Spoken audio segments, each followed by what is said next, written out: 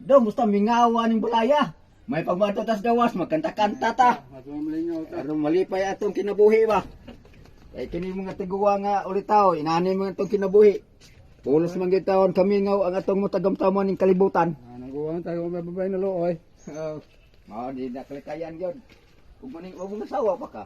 Adi lang ko, experience ko kabuhay, katiguan ako. Ay nana o gini sige lang, agad taon ta lang ni kinabuhi. Sa o ka man gyud ning atong kalibutan. Ngayon sa kanta-kanta, tukar-tukar. Oh, malipay na ta. Una na pagkartas gawas mo lipay-lipay kay haron masadya pang atong kagalingong duha.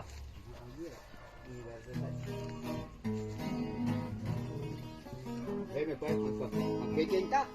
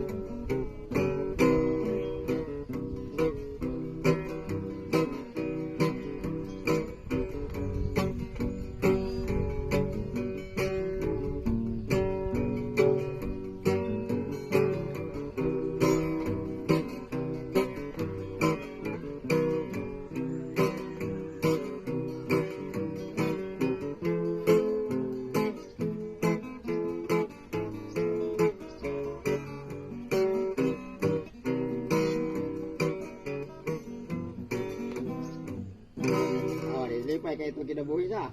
Bahala kita mo nagsuon no, basta importante lablab lang ta. Okay na kayo.